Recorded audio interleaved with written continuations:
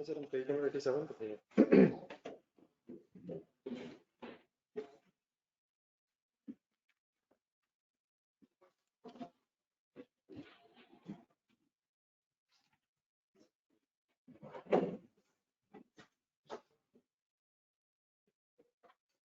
Online search कर रहा हूँ।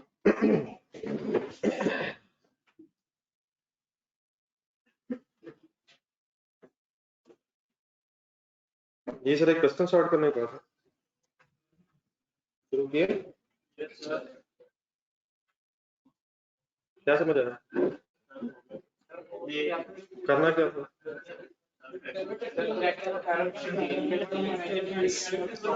नहीं बेटा, डेफर्ड टैक्स का तो चलो मैं बता दूंगा। जो सब टैक्स इन्वॉल्व हुआ है, टैक्स अगर इन्वॉल्व है, प्रॉफिट ज्यादा होना तो टैक्स बढ़ जाएगा, और अगर प्रॉफिट कम हो रहा तो टैक्स कम हो रहा है।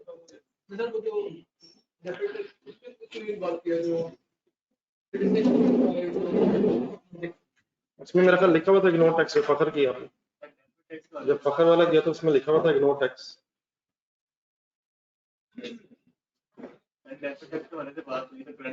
नहीं वो मैं बता दूंगा। टैक्स की इन्वॉल्वमेंट के अलावा कुछ शुरू किए। एक सवाल और रखें, ये तो 3 हो जाएंगे, फिर इसके लिए टाइम ज्यादा निकालना पड़ना है। बाकी टैक्स की तो डिस्कशन में कर लूंगा। आप कौन सा सवाल कह रहे हैं? जो मेरा ख्याल फखर था उसमें तो टैक्स लिखा हुआ था नो टैक्स।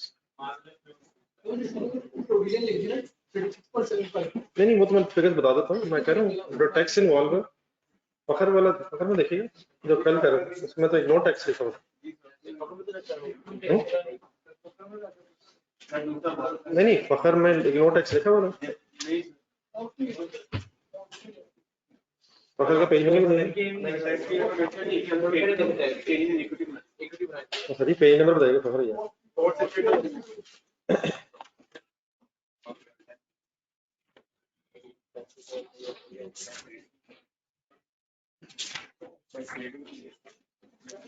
और 62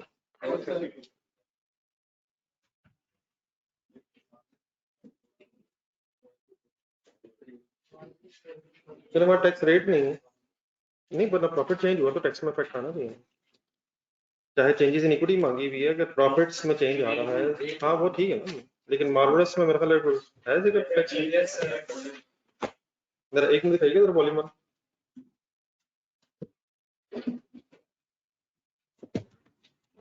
एक और क्वेश्चन भी जरा साथ में लाना, फिर ये 3 इकट्ठे किसी दिन डिस्कस करता हूँ। ये क्या था ये मार्वलस पे?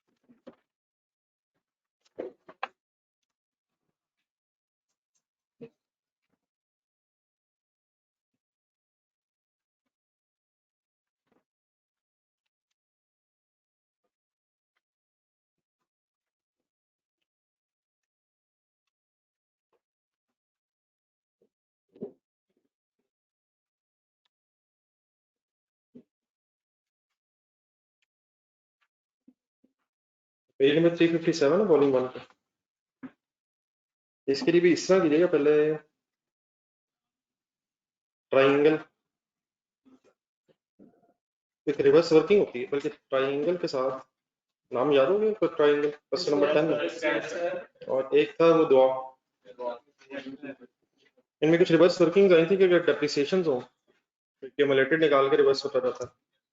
दुआ में फिर वो डिस्पोजल वाली भी गई थी, अगर सेल प्रोसीड्स ना हो तो वाले जो पहले पुरानी बातें हुई हैं वो रिवाइज करके ये मेरा ख्याल है 357 पेज पे ताहिर, ये दो मतलब ये दो रिवाइज करके फिर इस तरफ आइएगा। कल का टाइम रखना अपने पास। ये दो रिवाइज करके इस तरफ आइए, इसमें जरा बीच में से ये जो प्रोविजंस पढ़ रहे हैं, प्रोविजंस इन्वॉल्व है। प्रोविजंस जो है टेक्स्ट में कैश बेसिस पे लाओ, वैसे अपना ट्रीटमेंट ध्यान रखें, जैसे प्रोविजन फॉर ग्रेजुटी हो, प्रोविजन फॉर डिसमेंटलिंग हो, टैक्स वाले इन प्रोविजंस को कैश बेसिस पे लाओ, बाकी सारी स्टोरी होगी। तो ये 3 सवाल इकट्ठे करें, फिर इकट्ठा इनके लिए टाइम निकालते हैं। पेज नंबर 89 पर 87 सरल करते रहिएगा, इधर में टाइम हमारे पास है, तो इनको रादर देन के वेस्ट करें, कुछ जरा पुरानी बातें कुछ नई बातों के साथ मिक्स करना है।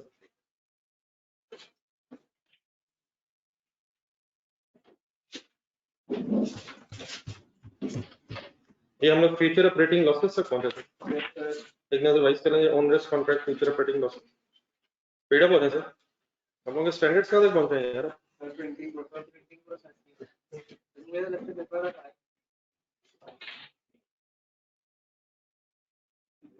असल में इसी टॉपिक में जरा जरूरत ज्यादा थी, जिसमें एक नजर देखना चाहिए onerous contract future operating losses. Onerous contract क्या होता है इंग्लिश में पढ़ा कर बैठ के? स्पीड अप होने से a contract in which unavoidable cost of meeting the obligation under the contract exceeds benefits under the contract। क्या चीज किससे बढ़ जाए? अनअवॉइडेबल खर्चे बढ़ जाए और बेनिफिट्स कम हो जाए, क्या ऑनरेस कॉन्ट्रैक्ट के अगेंस्ट फिर प्रोविजन होती है? कैसे? लोअर ऑफ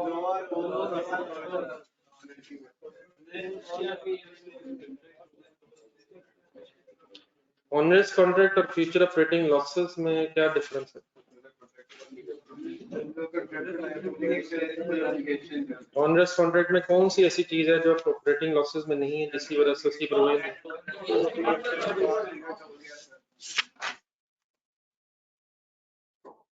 पेज नंबर 90 पे चले जाते हैं। जी सर, हुक्म सर।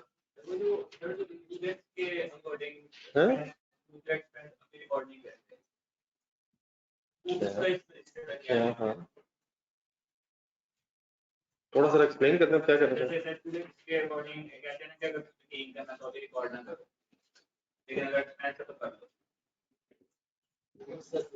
और सर जी ये कोई प्रूडेंस कॉन्सेप्ट नहीं है। प्रूडेंस कॉन्सेप्ट ये कहता है कि एंटीसिपेटेड गेन्स रिकॉर्ड नहीं होते, एंटीसिपेटेड लॉसेस रिकॉर्ड होते हैं। इसका मतलब ये होता है कि IS2 ध्यान में लाना, क्या स्टॉक पड़ा है जिस पे लॉस होगा?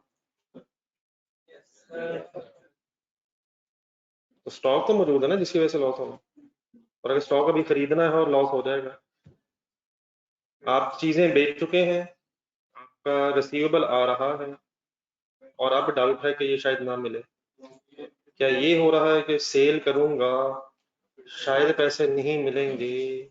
और तो ये तो फ्यूचर ऑपरेटिंग लॉसेस इसी तरह की चीज है। हम बिजनेस करेंगे, लॉस हो जाएगा, तो भाईजान बिजनेस ना करें। लेकिन ऑनरेस कॉन्ट्रैक्ट में क्या हो गया?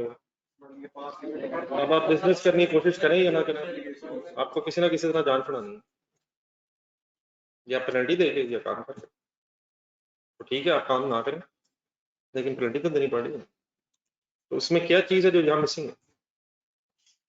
कॉन्ट्रेक्चुअल ऑब्लिगेशन है, और यहाँ कोई कॉन्ट्रेक्चुअल ऑब्लिगेशन नहीं। तो ये नहीं है प्रूडेंस कॉन्सेप्ट के फ्यूचर के लॉसेस आज से 500 साल बाद जो लॉस होना फिर रिकॉर्ड करें। वो जो स्टॉक पड़ा होता है, हम खरीद चुके हैं स्टॉक, आ जाएगा इसकी बात करें, चीजें पड़ी हुई हैं, अब लग रहा है कि ये जो पड़ी हुई चीजें इन्हें बेच के लॉस होना, अब ये पड़ी हुई है, अब इनका कुछ ना कुछ करना पड़ना। ठीक है, ऑनरेस में फ्यूचर है, लेकिन इसमें पास्ट एक इवेंट ऐसा है जिसकी वजह से फ्यूचर में अब कुछ ना कुछ करना पड़ेगा। पास्ट इवेंट मिसिंग है फ्यूचर ऑपरेटिंग लॉसेस में, जिससे आपकी जो ऑब्लिगेशन बन गई है। पेज 90 के एंड पे था इसका, ये जो IS37 चल रहा है, इसी के साथ अब है IS37 में कुछ चीजें हैं, लेकिन IS37 ही का एक लिंक है, एक छोटा सा स्टैंडर्ड IS10। तो पेज नंबर 90 के एंड पे ही मतलब ये जो क्वेश्चन आते हैं एग्जाम में, इन दोनों को मिक्स करके अक्सर आता है। तो IS10 जरा आज मेरा पेज नंबर 90 निकालना है। इस स्टैंडर्ड की स्टोरी पढ़ने से पहले पाकिस्तान के कंपनी लॉ में कुछ ऐसी प्रोविजन हैं जिनके बारे में जरा आइडिया होना चाहिए इस IAS 10 की अंडरस्टैंडिंग के लिए। तो ये 3 पॉइंट्स नीचे लिखे हैं, 2 इसमें मैंने एक आगे चला दूं। तो पहले जरा कंपनी लॉ के एंगल से चंद बातें जरा अपने ध्यान में लाएं। Some legal requirements in Pakistan relating to this topic. Number 1, every company in Pakistan is required to conduct an annual general meeting of its shareholders within a period of following the close of its financial year. यही one agenda item इन AGM. अब AGM में मेरे 4 main चीजें होती हैं, लेकिन उसमें से एक एजेंडा आइटम जिसकी हमें इस वक्त जरूरत है वो है to discuss and approve financial statements. Share holders ultimately final approval देते हैं एजीएम में। बिजनेस किसका, कंपनी किसकी, फाइनल अप्रूवल उनसे मिलती है एटलीस्ट। और लॉ की थर्ड रिक्वायरमेंट ये नेक्स्ट पेज पर, at least 21 days before AGM a notice of meeting means invitation of meeting sort of, along with a signed copy of financial statements should be dispatched to the law की तीसरी requirement ये है कि AGM के 21 दिन पहले, कम से कम 21 दिन पहले शेयर होल्डर्स को एक इनविटेशन सॉर्ट ऑफ भेजना कि कहाँ मीटिंग है, किस टाइम मीटिंग है, और उस नोटिस के साथ साथ फिर बहुत सारी और भी चीजें, अगर आपको खुद नहीं आ सकते प्रॉक्सी है, पता नहीं क्या क्या है, लेकिन उसमें इनविटेशन सॉर्ट ऑफ है और साथ लेकिन उस इनविटेशन के एक sign copy of financial statement dispatch की जाती है। उसका मकसद शायद यही है कि 21 दिनों में शेयर होल्डर्स और फाइनेंशियल स्टेटमेंट्स को अच्छी तरह स्टडी करना, अपने पॉइंट्स नोट करना, एजीएम में आके डायरेक्टर्स साहिबान से पूछें कि हमारी कंपनी कहाँ जा रही, कैसे जा रही, इम्प्रूव क्यों नहीं हो रही, या हो रही है तो और क्यों नहीं हो रही। तो अपने पॉइंट्स नोट करके एजीएम में आकर डिस्कशन करें और after the resolution of the points फिर फाइनल अप्रूवल दें। लेकिन अब पॉइंट नंबर 2 में लिखा हुआ, पढ़े जरा दोबारा, कि वो एजीएम में अप्रूव करते हैं, और पॉइंट नंबर 3 में लिखा हुआ है कि शेयर होल्डर्स को एक साइंड कॉपी भेजनी है। तो इसमें अब क्या फर्क है? इनिशियली जो है management means directors financial statement sign करते हैं, लेकिन डायरेक्टर्स की भी जरूरत मेरे ख्याल आप लोगों को आइडिया में से ज्यादा होगा। लॉ ये कहता है कि चीफ एग्जीक्यूटिव और एक डायरेक्टर साइन करे, और अगर चीफ एग्जीक्यूटिव पाकिस्तान से बाहर हैं तो 2 डायरेक्टर्स, लेकिन साथ साथ अगर लिस्टेड कंपनी है तो आप जैसे नौजवान भी साइन करें। तो ये जो इनिशियल साइनिंग है, ये मतलब पॉइंट नंबर 3 में इनिशियली कौन साइन कर देता, मैनेजमेंट बोल रहा हूँ मैं, उसके लिए वर्ड्स कंबाइन करके फिर वो sign financial statement share holder के पास चली जाती है। ड्राफ्ट नहीं है अभी, मैं इसकी भी फर्दर स्टोरी बताता हूँ, ड्राफ्ट नहीं है अभी। बहुत रेयर ही शायद कोई चांस है कि फाइनेंशियल स्टेटमेंट्स बाद में अगर कुछ होगा तो नेक्स्ट ईयर में हो। ये ड्राफ्ट नहीं है, ये फाइनल है, मैं बताता हूँ ड्राफ्ट क्या चीज है। लेकिन ये सेकंड और थर्ड में जरा अप्रूवल अलग अलग करता है। इनिशियल अप्रूवल देती है मैनेजमेंट और फाइनल अप्रूवल पे शेयर। तो इन 3 जरा पॉइंट्स को ध्यान में रखें। एक छोटी स्टोरी और बताऊं। फॉर एग्जांपल हमारा कंपनी स्टार्ट हुआ 1 जुलाई 2019 और एंड हो गया 30 जून 2020। इसे बोला जाता है, ये जो ईयर एंड की डेट है, reporting date, balance sheet date भी बोला जाता है, रिपोर्टिंग डेट लिखा है। रिपोर्टिंग डेट मींस इस डेट पे रिपोर्ट बनानी है जिसमें statement of profit and loss, statement financial position, इस एंगल से वर्ड यूज होता है, फाइनेंशियल रिपोर्टिंग करनी है। देन ये जो 3 पॉइंट्स पढ़े जरा इनको जरा थोड़ा सा इस कंपनी की इन डेट्स पे अप्लाई करवा दूंगा। विद इन 120 डेज, अब जुलाई के 31 दिन है, फिर अगस्त में भी 31 दिन है,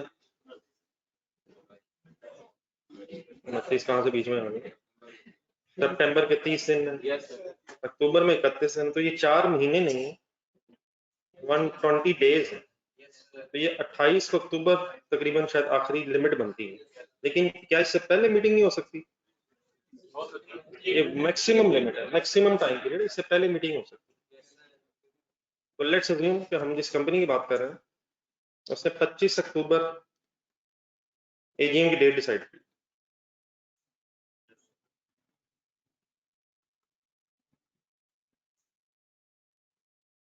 अब इस एजीएम में एजेंडा आइटम क्या है जिसकी हमें इस वक्त जरूरत है? फाइनेंशियल स्टेटमेंट्स की अप्रूवल है। किस साल की फाइनेंशियल स्टेटमेंट्स की अप्रूवल? तो 31 जून 2020 पे वो ईयर एंड हुआ। इतनी देर बाद एजीएम क्यों?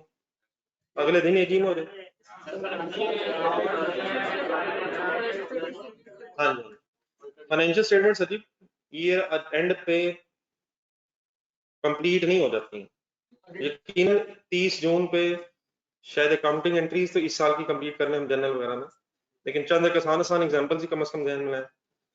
अगर हम IS2 के एंगल से सोचें इन्वेंट्रीज, तो आखिरी दिन तो स्टॉक ने काउंट होना है, और आखिरी दिन से भी मुराद होता है आखिरी लम्हे। शायद 30 जून 2020 की रात को क्लोजिंग स्टॉक गिना जाना पहले, फिर उसकी FIFO वेटेड एवरेज जो भी आप अप्लाई करेंगे कॉस्ट आएगी, फिर NRV की वर्किंग होगी। तब ये तो नहीं हो सकता कि हम रात को घड़ी में से सेल निकाल दें ताकि टाइम आगे ना जाए।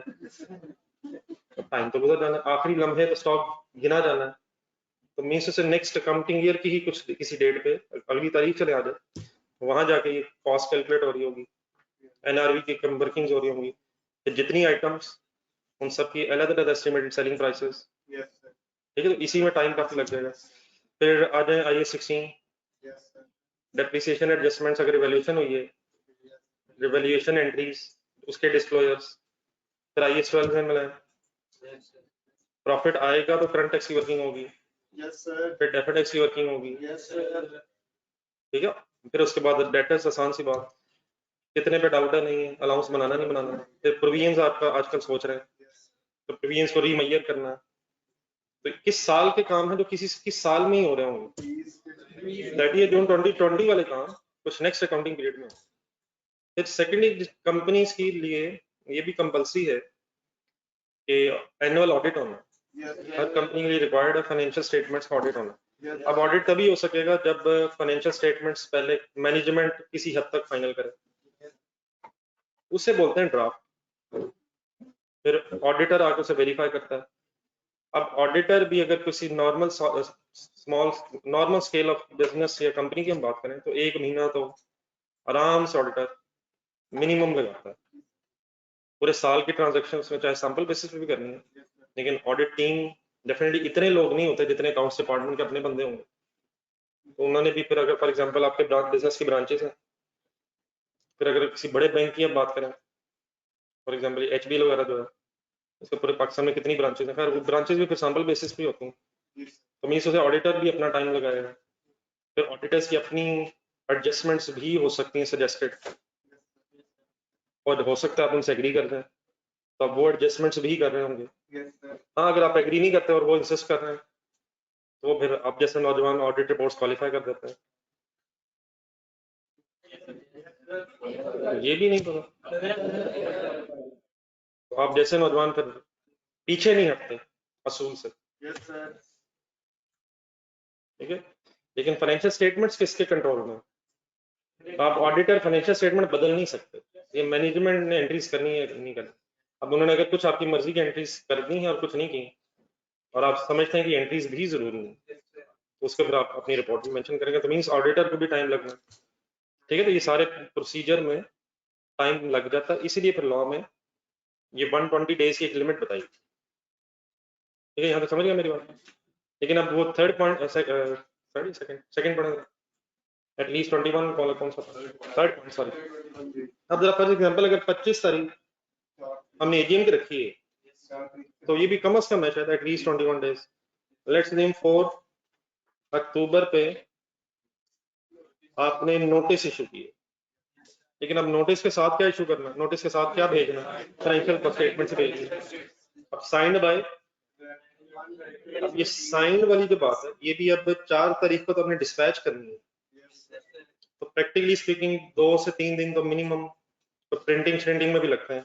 ये जिस तरह आपके पास बुक है इसी तरह बुकलेट सी होती है जिसमें फाइनेंशियल स्टेटमेंट्स है, notes of financial statements, auditor report है, फिर शायद डायरेक्टर रिपोर्ट भी आपने पढ़ा हो, तो पूरी बुकलेट सी बनती है, तो इसकी पब्लिशिंग भी होनी है। वैसे तो आजकल शायद ऑनलाइन भी होना शुरू हो गया, लेकिन स्टिल मेरा ख्याल एनुअल फाइनेंशियल स्टेटमेंट्स है ये हार्ड कॉपी में भी डिस्पैच होती हैं।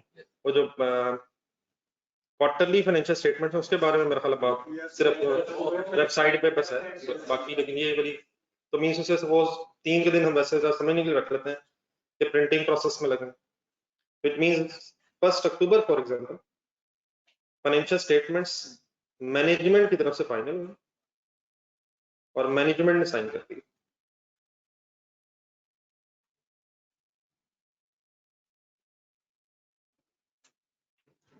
कौन सी डेट को?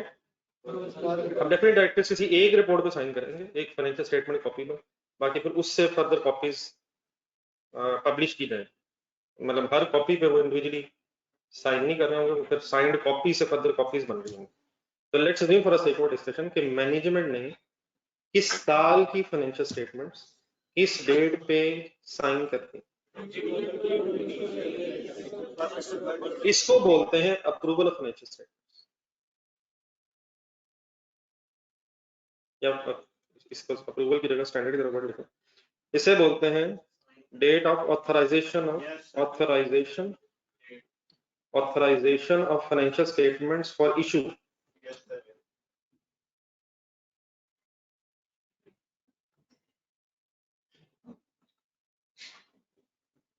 अब यहाँ अब ये ड्राफ्ट नहीं है, ये अब ये ड्राफ्ट उस वक्त थी जब ऑडिटर आए, उनके सामने फाइनेंशियल स्टेटमेंट बना के रखी गई, कुछ एडजस्टमेंट हो सकता है हम भी कर रहे हैं साथ साथ और कुछ ऑडिटर्स भी सजेस्ट कर रहे हैं।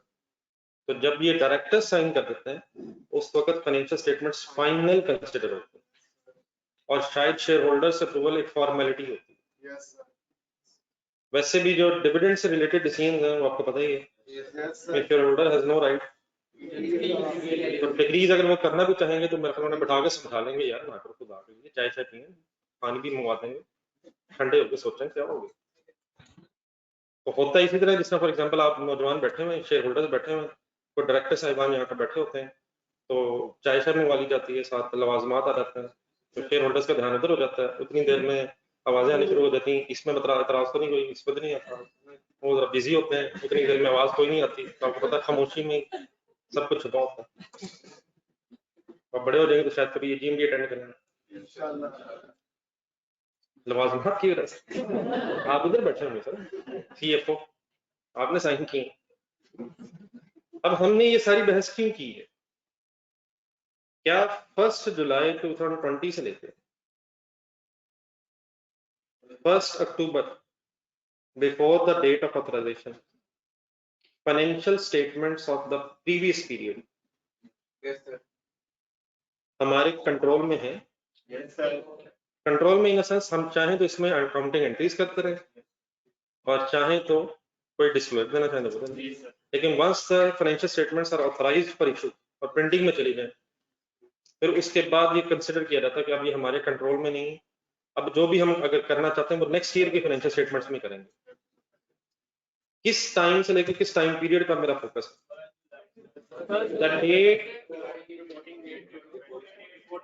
The date from the end of the financial statement, from the end of the reporting period to the date when the financial statements are authorized for issue. अब अगर इस ड्यूरेशन में कोई इवेंट अगर हो जाए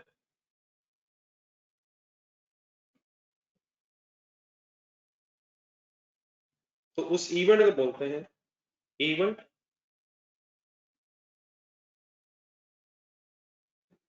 आफ्टर द रिपोर्टिंग पीरियड।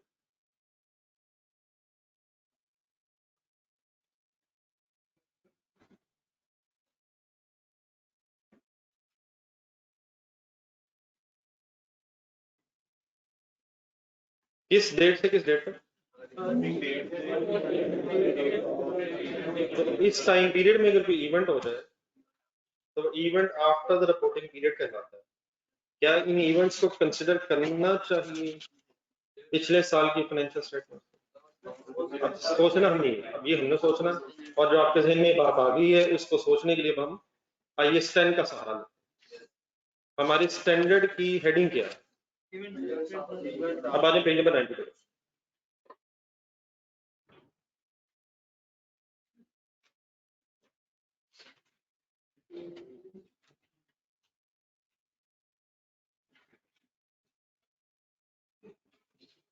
बल्कि उसकी हेडिंग पढ़कर नेक्स्ट पेज पे बात होगी। हेडिंग कैसे? इवेंट्स, एक ओवरव्यू पढ़ेंगे sir. Although one might assume, जिसने शायद आपने assume कर लिया था, that events that occur after the current year and should not be taken into account in the current year financial statements. Yes, sir. This is not always the case. क्यों नहीं, वो भी बात करते हैं। सबसे पहले अब जरा डेफिनेशन कहा जाए कि events after the reporting period है क्या, according to ISN। Events after the reporting period are defined in ISN as those events, ये फेवरेबल भी हो सकते हैं, अनफेवरेबल भी, एग्जांपल्स बताता हूं बाद में। Those events that occur between the end of the reporting date and the date when the financial statements are authorized for issue। एक दफा रिपीट करना जरा सेंटेंस।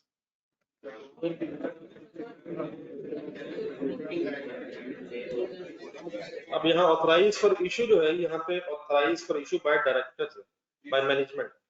तो अब मेरी अकॉर्डिंग टू डायग्राम डेट्स के अंदर अगर हम सोचते हैं तो 1 जुलाई 2020 से लेके 1 अक्टूबर बिफोर साइनिंग तक की बात होगी। जरा रिपीट करेंगे कब से कब तक? Between the end of the reporting period and the date when the financial statements are, इस टाइम पीरियड में अगर कोई इवेंट्स हो तो उन इवेंट्स को कहते हैं इवेंट्स आफ्टर रिपोर्टिंग पीरियड। अब इस टाइम पीरियड में दो तरह के इवेंट्स हो सकते हैं, एडजस्टिंग इवेंट्स, नॉन एडजस्टिंग। इस टाइम पीरियड की बहस हो रही है, पहले की या बाद की या दरमियान की? रिपोर्टिंग डेट से पहले की नहीं, ऑथराइजेशन से बाद की नहीं। दोबारा रिपीट करें कब से कब तक की? अकाउंटिंग पॉइंट ऑफ व्यू से इस टाइम पीरियड में जो इवेंट्स होते हैं उन्हें दो कैटेगरीज में सेग्रीगेट किया जाता है। Number 1 adjusting events and number 2 non adjusting. अब ये होते क्या हैं, क्यों होते हैं, वो तो मैंने इंशाल्लाह अभी बताना है आपको। आप जस्ट इन वर्ड्स पे जरा गौर करके बताएं, इन वर्ड्स से कोई डिफरेंस समझ आता है? अगर कोई एडजस्टिंग इवेंट होगा तो उस एडजस्टिंग इवेंट की बेस पे हम डबल एंट्री करके पिछले साल की फाइनेंशियल स्टेटमेंट्स ठीक करेंगे। और अगर कोई नॉन एडजस्टिंग इवेंट होगा तो हम कोई डबल एंट्री नहीं इसकी करेंगे, हम उसका डिस्क्लोजर देंगे अगर वो सिग्निफिकेंट इवेंट, इफ मटीरियल। अब ये है क्या? एडजस्टिंग इवेंट क्या होते हैं, नॉन एडजस्टिंग इवेंट क्या होते हैं, इनकी जरा असल में ये जो चीज है ये ओरिजिनल स्टैंडर्ड से पढ़ने वाली है, डेफिनेशन जरा वहां से, लेकिन वो तो अभी प्रिंटिंग में है। तो अब इस तरह करें, जरा पेज के स्टार्ट पे छोटी छोटी दो डेफिनेशंस लिख लें, तो यहाँ लिखी नहीं एडजस्टिंग नॉन एडजस्टिंग, पेज के स्टार्ट पे जगह बन रही है।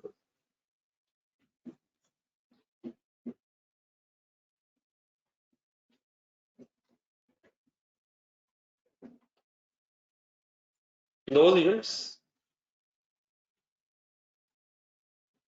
that provide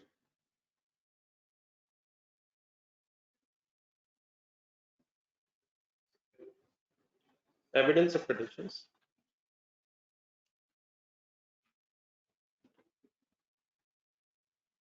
existed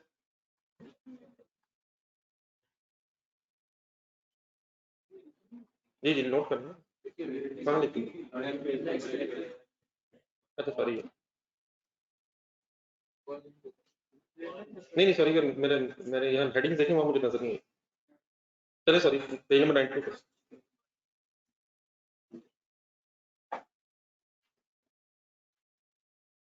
ये पेज नंबर 92 पे पढ़ रहे हैं। सॉरी, असल में जब भी मैंने पहले कभी पढ़ाया तो उस वक्त तक प्रिंटिंग प्रोसेस से स्टैंडर्ड आ चुके होते हैं, मेरी कभी नजर नहीं पड़ी है। एडजस्टिंग इवेंट लिखा हुआ sir, defined in ISA। Pen पकड़ा था, इसमें से मेन वर्ड्स होंगे, those that provide evidence of conditions that existed at the end of reporting period। Simple translation कर दो, ऐसे इवेंट्स जो कोई एविडेंस दे रहे होंगे कुछ कंडीशंस का जो एग्जिस्ट करती होंगी रिपोर्टिंग डेट। क्या समझ आया? कुछ नहीं, नीचे आ page number 92 non adjusting events पढ़। Non-adjusting events after the reporting period are defined in IAS 10 as those that are indicative of condition that arose after the reporting period. Those events that are indicative of conditions that arose after the reporting period. ये भी समझ नहीं आई, यहाँ समझ आ गई madam. वापस ऊपर आ जाए। अब ऊपर वाली फर्स्ट लाइन और नीचे वाली जो लाइन पड़ी इसको जरा इकट्ठा देखना है।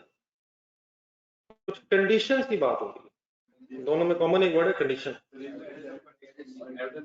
एडजस्टिंग इवेंट वो है कि अगर कंडीशन एग्जिस्ट करती थी रिपोर्टिंग डेट पे और कंफर्म किसी बाद वाले इवेंट पे हुई है, कंफर्म किसी बाद वाले इवेंट की वजह से हुई है। क्या एग्जिस्ट करता था कब, और उसका फर्दर एविडेंस मिला है किसी बैलेंस शीट डेट के बाद की इवेंट की वजह से। अभी भी बात नहीं बनी। नीचे है नॉन एडजस्टिंग इवेंट्स वो हैं जिनकी कंडीशन बैलेंस शीट डेट के बाद ही अराइज हुई, at the end of the reporting period वो कंडीशंस एग्जिस्ट ही नहीं करती थी। तो अगर बैलेंस शीट डेट पे रिपोर्टिंग डेट पे कंडीशन एग्जिस्ट करती थी और कंफर्म बैलेंस शीट डेट के बाद के किसी इवेंट की वजह से हुई है, तो बैलेंस शीट डेट के बाद वाला जो इवेंट है जो उस कंडीशन को जो बैलेंस शीट डेट पे एग्जिस्ट करती थी उसको कंफर्म कर रहा है, तो that event after the balance sheet date is called as adjusting event. लेकिन अगर कोई कंडीशन अराइज ही बैलेंस शीट डेट के बाद हुई है तो जिसका बैलेंस शीट डेट से लिंक ही कोई नहीं है, तो ऐसी कंडीशन जिस इवेंट से पता चलेगी वो नॉन एडजस्टिंग इवेंट है। अब ये कंडीशन क्या चीज है इसको समझने के लिए पिछले पेज पर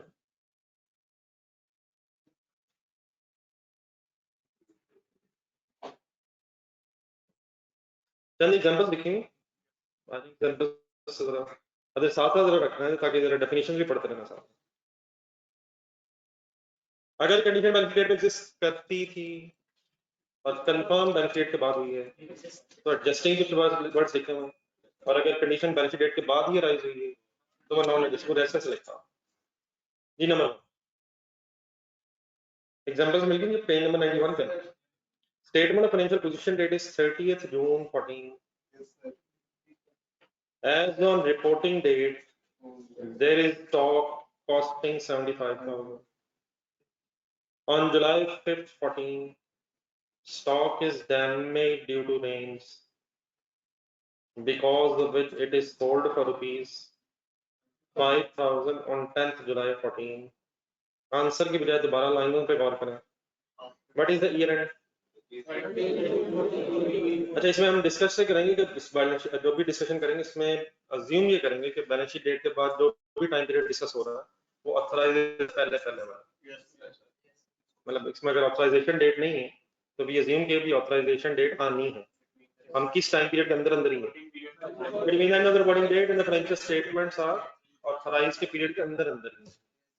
जी सर, बैलेंस शीट डेट पे स्टॉक पड़ा हुआ था, सही कंडीशन में था। कब डैमेज हुआ, कितने वाला स्टॉक, फिर कितने का बिका कब। यकीनन सेल वाला इवेंट बैलेंस शीट डेट के बाद हुआ, तो सेल रिकॉर्ड नहीं करनी है मैं पिछले साल में आके, लेकिन क्या बैलेंस शीट डेट के बाद ये जो डैमेज हुआ स्टॉक और फिर लो प्राइस पे जो बिका है, इट इज एन इंडिकेशन कि लॉस बैलेंस शीट डेट पे एग्जिस्ट करता था। तो मैंने कब कहा, क्या वो इवेंट जिसकी वजह से लॉस हुआ है वो बैलेंस शीट डेट के बाद हुआ है? क्या लॉस की condition arose after the reporting date? तो देयरफॉर एडजस्टिंग इवेंट। मेरा आंसर जब बाद में आएगा point number 2। Statement of financial position date is suppose 30 June 2014। Suppose stock costing 100,000 was damaged on June 25th. It is sold on 8th July. Balance sheet date के बाद cell वाला event हुआ है, क्या उस इवेंट ने ये कंफर्म किया है कि loss was there on the balance sheet date? तो बैलेंस शीट डेट दिन बनाया 30 जून 14। Yes sir. उस डेट पे आप स्टॉक अपनी फाइनेंशियल स्टेटमेंट्स में 1 लाख पे लिख रहे होंगे या 20,000? 1 लाख। लोअर ऑफ कॉस्ट एनआर भी आ गया। Yes sir. क्या सब्सीक्वेंटली अब इसने लो प्राइस पे बिकना है? Yes sir. इस इवेंट से पता चला ना, एक ऐसे इवेंट की वजह से जो हुआ तो बैलेंस डेट के बाद है, लेकिन क्या उस इवेंट ने कंफर्म की है इसकी कंडीशन को कंफर्म की है कि लॉस मौजूद था? लॉस वाली कंडीशन कब अराइज हो गई? लॉस वाली कंडीशन है कौन सी? डैमेज होने कंडीशन, जिसकी वजह से शायद लो प्राइस पे बिका। तो what is the difference between first and second point?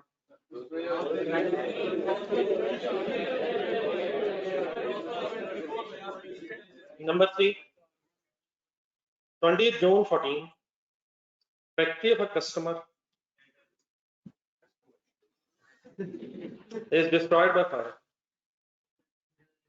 तो इससे हमें क्या फर्क पड़ता है, हमारी है उसकी कस्टमर की, लेकिन डेटा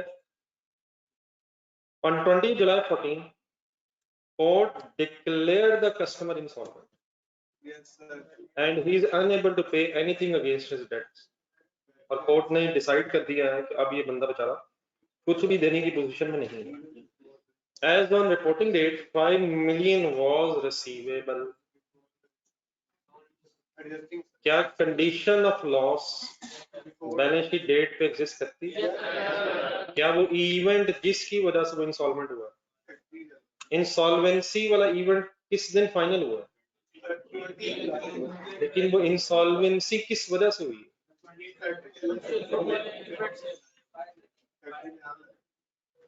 तो क्या कोर्ट डिसीजन ने कंफर्म किया है कि लॉस मौजूद था बैलेंस शीट डेट? अगर फैक्ट्री में आग लगती 10 जुलाई को तो फिर भी लॉस तो हुआ, लेकिन शायद हम एंट्री करके नहीं, हम डिस्क्लोजर देके बताते हैं। इस केस में क्या होना चाहिए? क्या बात खत्म कर देनी चाहिए? नंबर 4,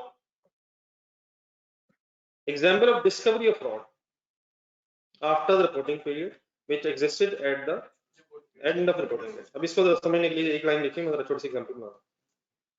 लेट्स assume 30th या 1st जुलाई 29, 30th June 2020, authorization date suppose 1 अक्टूबर भी रख लें। सपोज 15 जुलाई को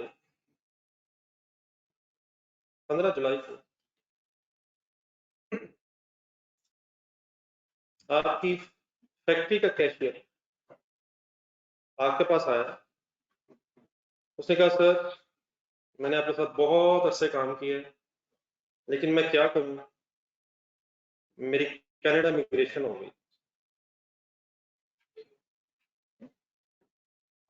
आपकी आंखों में आंसू आ गए, आपने फौरन किसी और साहब को कहा कि यार कल फेयरवेल रखें। फेयरवेल हुई, आंखों में आंसू में अलविदाई हो गई। जी जी अलहमदुलिल्लाह, टिकट उससे पहले कंफर्म थी, इमिग्रेशन उसकी हुई थी, अच्छे मुस्तकबिल की तलाश में वापस आएगा। वक्ती जज्बा जाके तो पता चलेगा कि कहाँ पाकिस्तान, इसकी तो मिट्टी में अपना वजह पाकिस्तान, वहां का मिट्टी, वहां तो बर्फ होती है।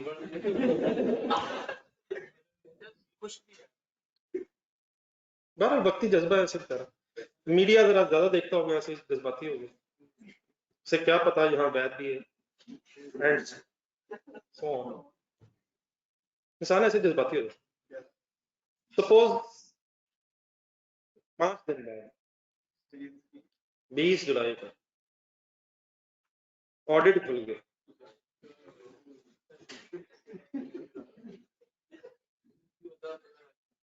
और डिस्कवर ये हुआ कि कैशियर साहब जाते जाते कुछ अर्सा इकट्ठे करते करते 10 मिलियन इकट्ठे कर गए। उस 10 मिलियन का भी एक ब्रेकअप है कि सपोज 10 मिलियन में से 7 मिलियन तो बड़ी मेहनत से उन्होंने पूरे साल में इकट्ठे किए थे 30 जून से पहले पहले, लेकिन फिर जरा मुकाबला सख्त था तो 15 दिनों में उन्होंने फिर मिशन ऑन किया।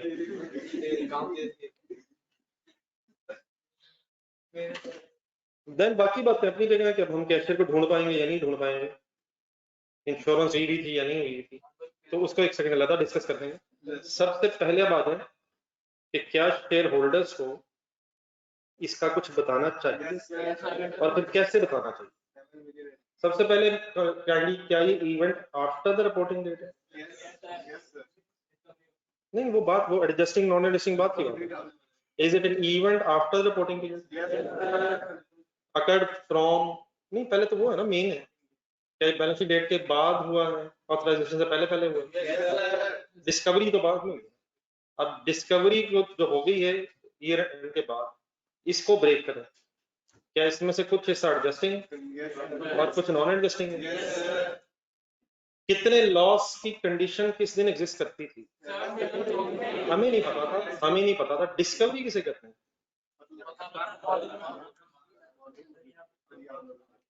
मतलब लॉस मौजूद था लेकिन हमें नहीं पता था, तो डिस्कवर तो बैलेंस शीट डेट के बाद हुआ, लेकिन क्या condition of loss was there on the balance sheet date up to the extent of 7 million adjusting event हो जाएगा। और जो 3 मिलियन है डेफिनेटली इसकी भी एंट्री होनी है, अगर फॉर एग्जांपल पैसे नहीं मिलने लॉस ही है, लेकिन किस साल की एंट्री है, तो डेफिनेटली इसकी भी एंट्री होनी है लेकिन अगले साल। लेकिन जिस साल से रिलेटेड है या जिस साल की फाइनेंशियल स्टेटमेंट्स हमारे काबू में है, उस साल क्या हमें शेयर होल्डर्स को बता देना चाहिए कि अगले साल नुकसान हो चुका है, लेकिन डिस्क्लोजर देके या एंट्री करके,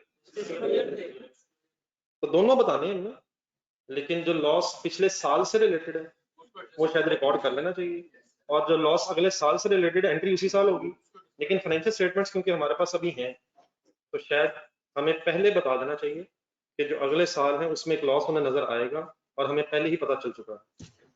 ठीक है, तो एडजस्टिंग इवेंट्स का क्या होता है, एंट्री की जाती है, मतलब कंडीशन एग्जिस्ट करती हो और देर पर बाद में कंफर्म हो तो उसकी फिर एंट्री कर ली जाती है फाइनेंशियल स्टेटमेंट्स में, किस साल की, जिस साल से वो रिलेटेड हो, और अगर कोई नॉन एडजस्टिंग इवेंट हो और सिग्निफिकेंट हो, अगर मटीरियल हो, अगर वी आर अज्यूमिंग कि अगर ये 3 मिलियन मटीरियल अमाउंट है तो फिर इसका डिस्क्लोजर। ठीक है, तो ये मेरा मेरे जगह है नीचे, थोड़ी सी बना लेंगे।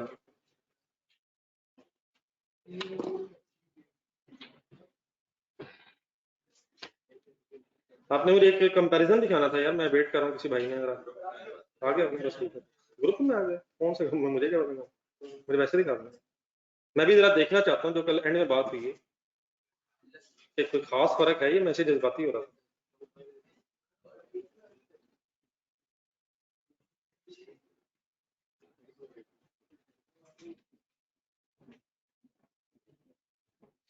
वैसे रहने के लिए कौन सा मुल्क बेहतर है? पता नहीं किन लोगों के साथ उठ बैठ रहे हैं, कमाल है यार।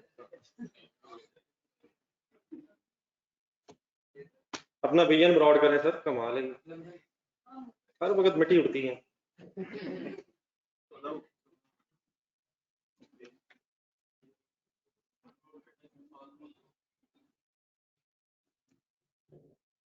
सर अल्लाह रहम करे, कौन हो सकता है जिसे कोक पसंद ना हो? सर आपको कोक पसंद नहीं? कमाल है, नहीं मुझे सवाल हुआ ये कैसे हो सकता है, आप मुझे ये बताएं, कोई जी होश इंसान कोक पसंद ना कर रहा, सोचें रखें, एक्सेट्रा सॉफ्ट ड्रिंक्स, नरम ड्रिंक्स।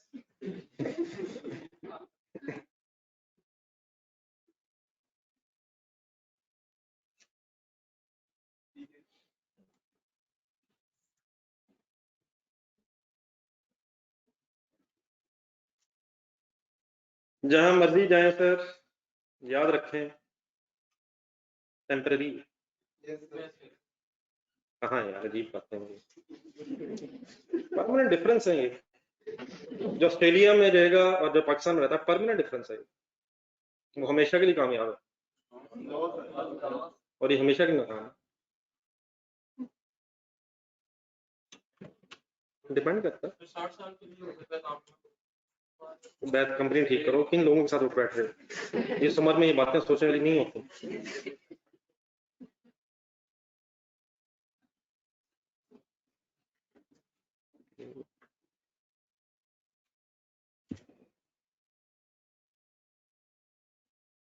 जी कुछ समझ आ रही है सर बातें, एडजस्टिंग नॉन एडजस्टिंग?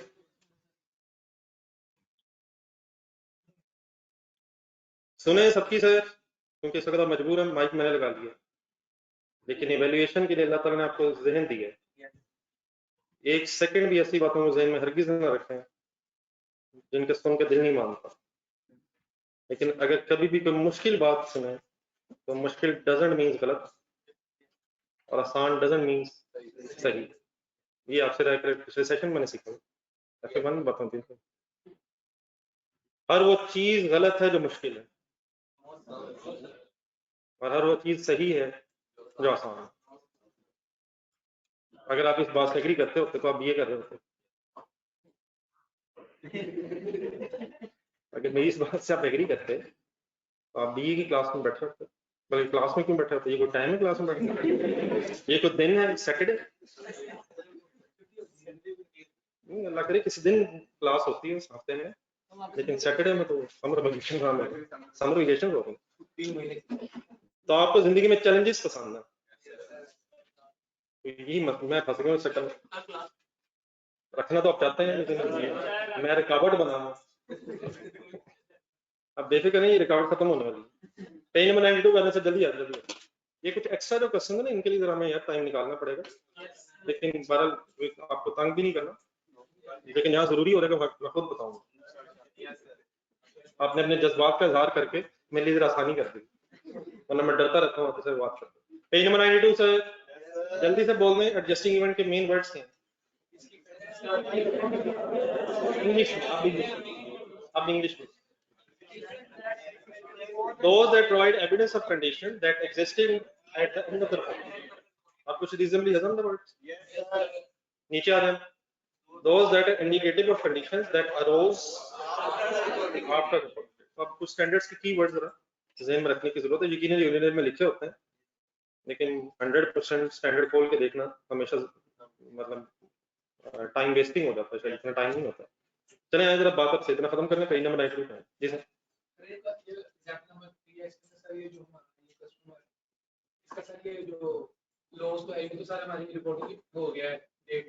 जी जी मैंने अब कंक्लूड नहीं सॉरी किया, तो मैं बता देता हूँ पॉइंट नंबर 1 पे। एक मिनट मैं एक मिनट बात पूरी करूँ, मेरा ख्याल मेरे अपने आंसर रह गए थे। एग्जांपल नंबर 1 में फाइनल बताइए आपका क्या ओपिनियन? ढूंढे आंसर में। नॉन एडजस्टिंग इवेंट है, हम इसे डिस्क्लोज करेंगे इफ कंसिडर्ड मटेरियल। हमेशा आपने इस आंसर लिखा, non adjusting event should be disclose if it is material. ये वर्ड जरूर साथ लगाना, क्योंकि मटेरियलिटी लेवल जो है वो बिजनेस टू बिजनेस वेरी करेगा। ये नहीं कि 3 मिलियन है, 5 मिलियन है, 2 मिलियन है, 1 मिलियन है, इस तरह नहीं। हमारे वर्ड्स ये होंगे कि this non adjusting event should be disclose if material, and material means significant, materiality concept है। नहीं बेटा, अब इस तरह ना करें कि शुरू कब हुई, और फिर डेफिनेटली फिर अगर डिटेल हमें बताई होगी कि शुरू हुई थी, लेकिन डैमेज यकम को हुआ, उस पर कतरात गिरने शुरू हुए, तो अल्लाह करे इस तरह डिटेल में दिया हो। अब 3130 को किस वक्त शुरू हुई थी, तो ये भी फिर या तो पता हो। तो आस्ते आस्ते कॉम्प्लेक्स करते हैं, वरना हमारे लिए मुश्किल हो जाएगा। किस सेकंड पे शुरू हुई थी, तो एज इट इज पहले मेरे ख्याल कर लेते हैं। बाकी एग्जांपल्स डेफिनेटली भी कम है अभी आ रही है, लेकिन इनिशियल थोड़ा सा कॉन्सेप्ट बना लो। वंस अगेन इंशाल्लाह वही होगा जो हमेशा होता है, तो फिर कोई नहीं रह जाता मसला। अगर ये हो जाए, अगर वो हो जाए, तो हो जाना है थोड़ा सा। जी सेकंड पॉइंट में आपका क्या ओपिनियन है? ढूंढने जरा कहीं आंसर। एडजस्टिंग इवेंट का मीनिंग क्या है? नहीं, एडजस्टिंग इवेंट का मीनिंग क्या है? हमारी स्टेटमेंट ऑफ फाइनेंशियल पोजीशन में स्टॉक 20 पे आएगा, और कॉस्ट ऑफ सेल की वर्किंग में भी क्लोजिंग स्टॉक 20 आता है, यानी कि अब अमाउंट्स बदल रहे हैं, रादर देन ओनली कि हम इंग्लिश में लिख के बताएं कि लॉस हो गया, अब हम उसे अकाउंट फॉर कर रहे हैं, उसका इफेक्ट हमारी फाइनेंशियल स्टेटमेंट की फिगर्स पे आ रहा है। ये नंबर 3 में एज इट इज पहले देखें, ये एडजस्टिंग इवेंट है। नहीं वो तो अभी IAS 8 अगर आप ध्यान में ला रहे हैं तो IAS अभी ये फाइनेंशियल स्टेटमेंट हमारे पास ही है, ये पब्लिश होने से पहले ही हमें पता चला, तो ये कोई एज सच एरर नहीं हो गया, हमें पहले ही पता चल, ये ड्राफ्ट फाइनेंशियल स्टेटमेंट्स में हम फाइनलाइजेशन करेंगे या एंट्री करके या डिस्क्लोजर, ड्राफ्ट फाइनेंशियल स्टेटमेंट्स को फाइनल करेंगे और जो events after the balance sheet date हुए हैं उनको भी बेस बना के अपनी फाइनेंशियल स्टेटमेंट्स फाइनल करें। मतलब एक नॉर्मली हमारे ज़हन में ये आता है ना कि 30 जून तक फॉर एग्जांपल जो इवेंट्स हैं बस उनसे कंसीडर करना है। आज एक नई बात क्या है कि पिछले साल की फाइनेंशियल स्टेटमेंट्स को फाइनल करते हुए ऑथराइजेशन डेट के जो इवेंट्स हैं उन्हें भी कंसीडर करके अपनी फाइनेंशियल स्टेटमेंट्स फाइनल करेंगे। हाँ, उनमें से जो एडजस्टिंग है बस उन्हीं की एंट्री करेंगे और अगर कोई नॉन एडजस्टिंग है तो उनका डिस्क्लोजर जरूर करेंगे अगर वो मटीरियल, ताकि शेयर होल्डर्स को मैक्सिमम अपडेटेड इंफॉर्मेशन मिल जाए। ये थर्ड को एज इट इज समझा रहे हैं, तो is it an adjusting one? नहीं, थर्ड जो था एडजस्टिंग है, और फोर्थ जो था ये पढ़ना जरा, अगर discovery of fraud after reporting period which existed at the reporting period, ये एडजस्टिंग नहीं, ये जो लाइन लिखी हुई है एडजस्टिंग के एंगल से, discovery of fraud after the year and which existed at the year, तो अगर वो बैलेंस शीट डेट के बाद हुआ तो फिर वो नॉन एडजस्टिंग। ये अब आप क्या करते हैं? नहीं सर, ये कोर्ट केस डेटर की फैक्ट्री में आग लगी, ये वो सब इवेंट है जिसकी वजह से शायद वो इंसॉल्वेंट डिक्लेयर हुआ। तो क्या बैलेंस शीट डेट पे कोई ऐसी कंडीशन थी कि हमारे पैसों का नुकसान हो जाएगा? इंसॉल्वेंसी की वजह तो बैलेंस शीट डेट से पहले होगी ही है। तो ये बैलेंस शीट डेट के बाद जो कोर्ट का डिसीजन है उसने ये कंफर्म किया है कि लॉस हो गया। हाँ, बैलेंस शीट डेट पे शायद हमें ये एग्जैक्टली ना पता हो कि कितने के देने की पोजीशन में है, लेकिन इस कोर्ट के डिसीजन से ये पता चल गया कि शायद वो कुछ भी देने की पोजीशन में, अगर फर्ज करें कोर्ट का डिसीजन ये होता है कि 40% पैसे दे देगा तो फिर हम 60% तक लॉस रिकॉर्ड करते हैं। तो कोर्ट का ये जो कोर्ट का जो डिसीजन है ये है इवेंट आफ्टर रिपोर्टिंग डेट, और इस इवेंट आफ्टर रिपोर्टिंग डेट ने कंफर्म किया है कि बैलेंस शीट डेट पे लॉस मौजूद था। उसकी एंट्री होगी। सर एक डायरेक्टर पे एक केस चल रहा है और वो फाइनेंशियल स्टेटमेंट को इशू करने के बाद पब्लिश करने के बाद हार गए, नहीं मतलब और केस पुराना है। नहीं मतलब एक मिनट दोबारा, हमने कोर्ट में केस किया हुआ, किसी ने कोर्ट में केस किया हुआ और उसकी वजह से उसका नुकसान हो गया। हमें पता चला फाइनेंशियल स्टेटमेंट इशू होने के बाद, ये बेहतरीन आपने बात कर दी है, सबने सवाल सुना होगा, ये event after the reporting date है ही नहीं। सर चांस तो देंगे, फाइनेंशियल स्टेटमेंट्स अगर इशू होने के बाद हमें कुछ पता चला तो इसका हम कुछ कर ही नहीं सकते। फाइनेंशियल स्टेटमेंट्स हमारे काबू से कब निकल गई? डेट ऑफ ऑथराइजेशन पे। अब जो भी हम इसका करेंगे नेक्स्ट ईयर में कर सकेंगे। नहीं, वो तो आपके जहन में ऑडिट आ रहा है, शायद आपके जहन में ऑडिट आ रहा है। ऑडिटर के लिए ये है कि अगर वो उसे पता होता जिस डेट पे वो ऑडिट रिपोर्ट साइन कर रहा होता तो वो फिर वो करता, तो वो ऑडिट रिपोर्ट के एंगल से सब्सिक्वेंट इवेंट्स में financial statements point of view से the date when the financial statements are authorised for issue, हमारे पास अब वो फाइनेंशियल स्टेटमेंट्स नहीं है। अब इनको अमेंड करने के बजाय हम नेक्स्ट ईयर के फाइनेंशियल स्टेटमेंट्स में कुछ कर सकेंगे। नहीं, ऑडिटर अब नहीं कैसे फोर्स करेगा? हमने फाइनेंशियल स्टेटमेंट उसकी मर्जी से, उसने अपनी ऑडिट रिपोर्ट दे दी हुई है, उसके लिए मेरा ख्याल एक्स्ट्रा रिस्पॉन्सिबिलिटी है कि वो फिर बताता है लोगों को कि मुझे अगर उस वक्त ही पता होता, मुझे पता नहीं था, लेकिन मेरे ख्याल इस तरह के वर्ड्स हैं, मुझे पता होता तो मैं ये बताता, तो उसके बाद फिर अदर राइट्स हैं, लेकिन वो फाइनेंशियल स्टेटमेंट्स अमेंड नहीं करवा सकता, और ना ही शायद हम कर सकते हैं प्रैक्टिकली। अगर फाइनेंशियल स्टेटमेंट्स ऑथराइज तो इशू हो गई हैं तो ये तो इम्प्रैक्टिकेबल हो जाएगा कि उन्हीं फाइनेंशियल स्टेटमेंट को दोबारा फिर ठीक है फिर भेजें, वो 10 के दिन बाद फिर कुछ हो जाए, तो ये शायद इम्प्रैक्टिकेबल है जो नेक्स्ट अकाउंटिंग ईयर में है। लेकिन वो आपके जो जहन में आ रही है बात, वो मेरा ख्याल है ऑडिटर के एंगल से सब्सिक्वेंट इवेंट्स पढ़ा ऑडिटर ऑडिट बोर्ड में, उसमें मेरा ख्याल पता मैं सही कर रहा हूँ, मेरे जो जहन में आ रहा है, मेरे जो जहन में आ रहा है 20 साल पुरानी बात जहन में आ रही है कि अगर उस वक्त वो चीज उसे पता चल जाती और वो अकॉर्डिंगली फाइनेंशियल अपनी ऑडिट रिपोर्ट में उसे कोई मॉडिफिकेशन उसकी वजह से कर रहा होता और पता उसे बाद में चली है, तो शायद वो फिर उसके लिए रिस्पॉन्स, उसकी ऑब्लिगेशन है कि उसे दोबारा एक्सप्लेन करें, ठीक है। मतलब लेकिन फाइनेंशियल स्टेटमेंट्स के एंगल से कहाँ फंस गए जी सर। एडजस्टिंग इवेंट्स फाइनल करेंगे। Adjusting events are defined as those that provide evidence of condition that existed at the end of the reporting period. Adjusting events are taken into account when preparing the adjusted for means entry. Entry ज्यादा बेहतर word है, जरूरी नहीं मतलब provision से related हो। अब ये लॉस भी है, लॉस डेबिट, कैश क्रेडिट, हो सकता है वो प्रोविजन वाली भी बीच में भी चीजें आ रही है। बैलेंस शीट डेट के बाद ये भी पता चल सकता है कि एक्चुअली कितने पैसे गए हैं, वो जो रीजनेबल एस्टिमेट नहीं हमारा बन पा रहा था। हो सकता है आप अपनी प्रोविजन के अमाउंट को उस event after the reporting date की वजह से फाइनल कर रहे हैं। तो लेकिन सिर्फ ये वो प्रोविजन नहीं, IAS 37 वाली, ये कोई भी लॉस की भी एंट्री हो सकती है, ठीक है। जिस तरह ये अभी जो ये फ्रॉड हुआ है, तो इसकी क्या एंट्री बनेगी? बस लॉस डेबिट, कैश या बैंक जहां से भी उससे पैसा निकालो, ये ऐसा तो प्रोविजन नहीं है, ये तो सिंपल एक लॉस है।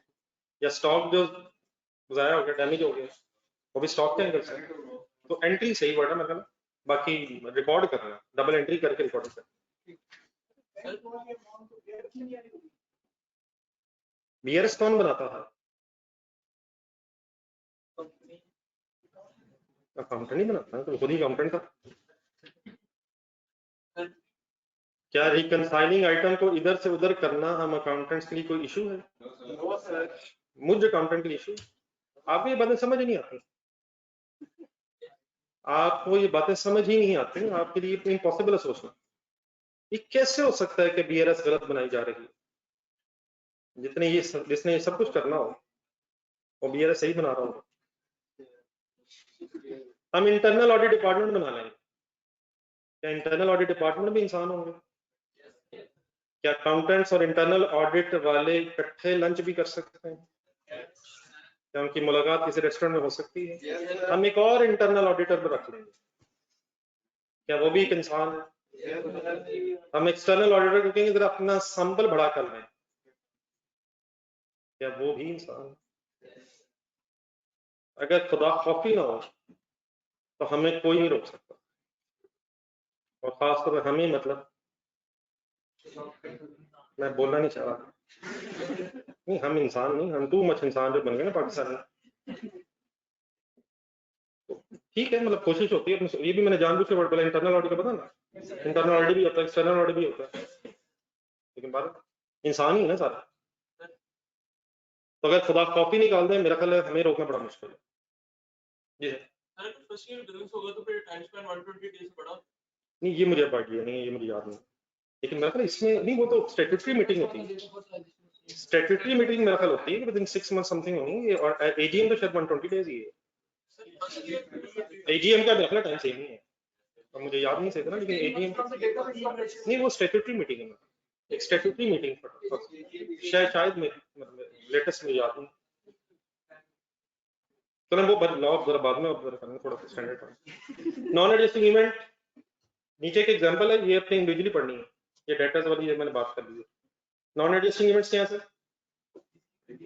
नहीं अब इंग्लिश में पढ़े, fine, those that are indicative of condition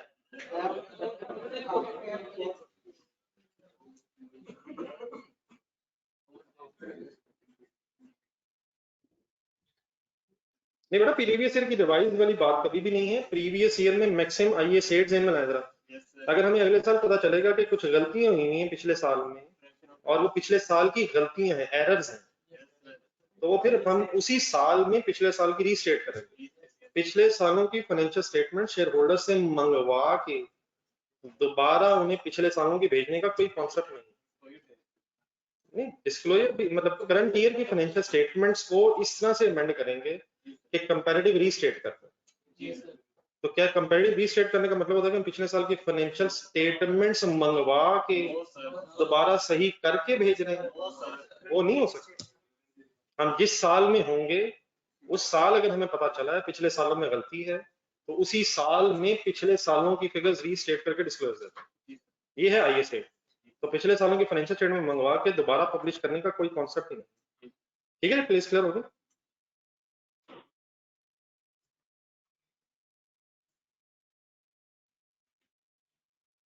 बाकी डेफिनेटली मेरा ख्याल है एक्स्ट्राऑर्डिनरी जनरल मीटिंग्स भी होती हैं Yes, sir. तो अगर फॉर एग्जांपल कोई ऐसे हालात हो गए कि शेयर होल्डर्स को बुलाना बताना जरूरी है तो कोई और मीटिंग बुलाना है, लेकिन अल्लाह ना करे यार। आगे non adjusting events are not taken into account when preparing the current year's financial statements, but may need to be disclosed if considered material.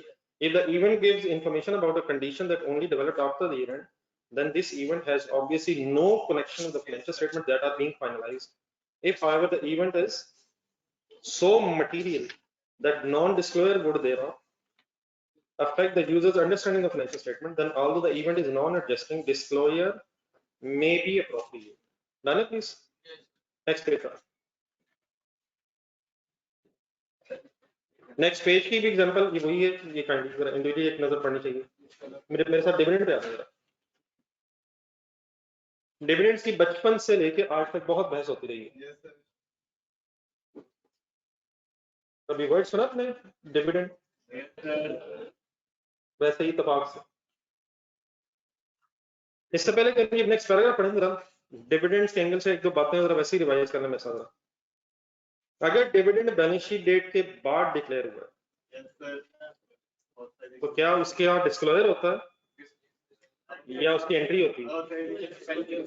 Balance sheet date के बाद ऑथराइजेशन से पहले अगर डिक्लेयर होता है डिस्क्लोजर होता है, एंट्री होती है। आइए इस टाइम ज़हन में लाना। और फिर एडजस्टिंग इवेंट हुआ या नॉन एडजस्टिंग?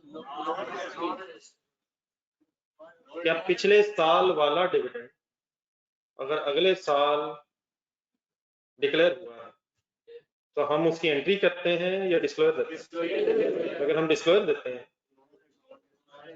तो वो नॉन एडजस्टिंग है। तो वो नॉन एडजस्टिंग इवेंट होने की वजह से हम डिस्क्लोजर दिया करते हैं। मीन्स उसे IS10 आपने पढ़ा नहीं हुआ था तो वो कहाँ लिखा हुआ था कि अगर ये डिविडेंड डिक्लेरेशन बैलेंस शीट के बाद हो तो आपने फिर डिस्क्लोजर देना है। वो IS10 में लिखा कि ये एक नॉन एडजस्टिंग इवेंट है और देयरफॉर आपने इसका सिर्फ डिस्क्लोजर देना है। रिकॉर्ड किस साल करना? जिस साल डिक्लेयर। असल में dividend becomes liability when it is declared. Balance sheet date पे अगर प्रॉफिट अवेलेबल भी है तो डिविडेंड देना कंपल्सरी नहीं है। डिविडेंड डिक्लेयर होगा तो देना है। और अगर वो डिक्लेरेशन बैलेंस शीट डेट के बाद हुई है तो उसी दिन लायबिलिटी बना और उसी दिन फिर डबल एंट्री है। So if the dividend is declared after the reporting date, but before the date of authorization, it is a non-adjusting event.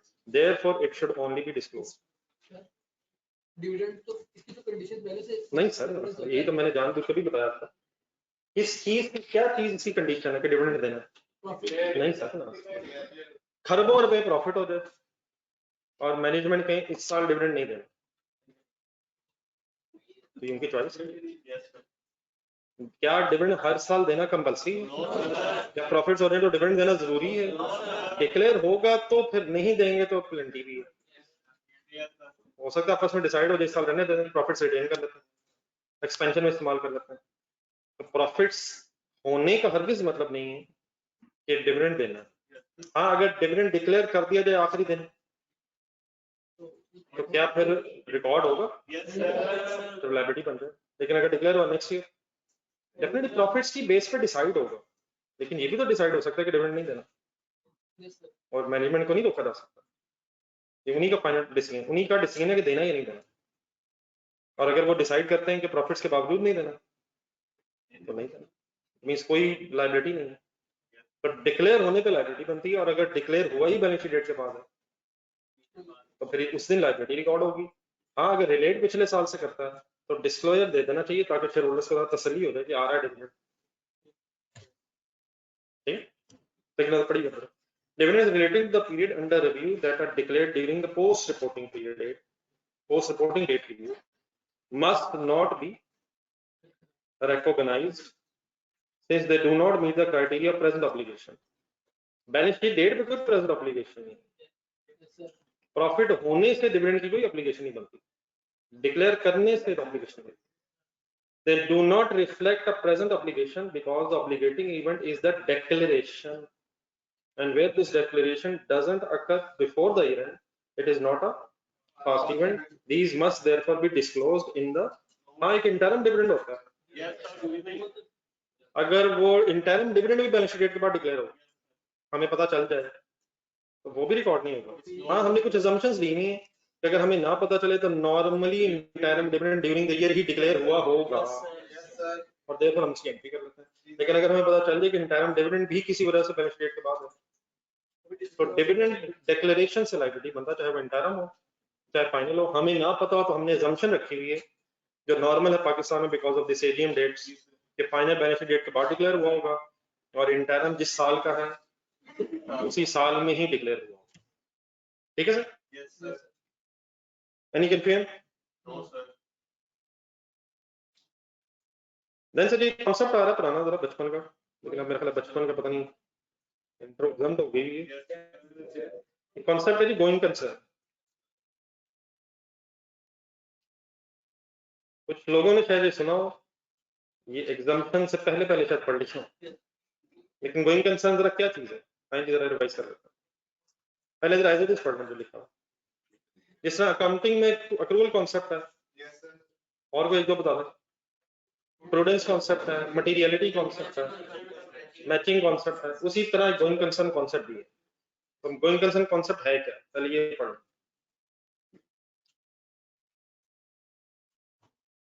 An entity will continue its business in the foreseeable future. ये audit माशाल्लाह आप लोग पढ़ी जा रहे हो, तो उसमें भी गोइंग कंसर्न पढ़ लीजिए। Yes, sir. Yes, sir. लगता है मैं सही बताऊं तो। An entity will continue its operation in the foreseeable future. अब पहले इस गोइंग कंसर्न assumption की ना एक डेफिनेशन सॉर्ट आउट है। गोइंग कंसर्न assumption कहती क्या है? Entity will continue its business in the foreseeable future, और अकाउंटिंग पॉइंट ऑफ व्यू से foreseeable future का मीनिंग होता है next 12 months from the reporting date. More than 12 months, नहीं, next year, Yes, sir. next 12 months तक Yes, sir. I think ये होता है। मतलब डेफिनेटली फोरसेबल फ्यूचर की अगर आप सिंपल ट्रांसलेशन करेंगे तो वो है जो नजर आने वाला मुस्तकबिल है, Yes, sir. लेकिन अकाउंटिंग पॉइंट ऑफ व्यू से नजर आने वाला मुस्तकबिल कितना अरसा कंसिडर होता है, तो ये अकाउंटिंग पॉइंट से बता। अब ये ब्रैकेट छोड़ के पढ़ा करो। An entity will continue its business in the foreseeable future and has neither the intention nor necessity of liquidation, or liquidation means winding up, cease trading means business बंद करना, तो दोनों का मतलब winding up है। अब इसकी ट्रांसलेशन से मैं फुल कंसंट्रेट करना है। Suppose balance sheet date 30th June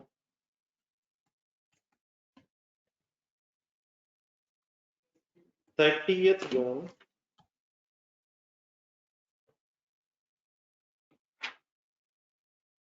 2021।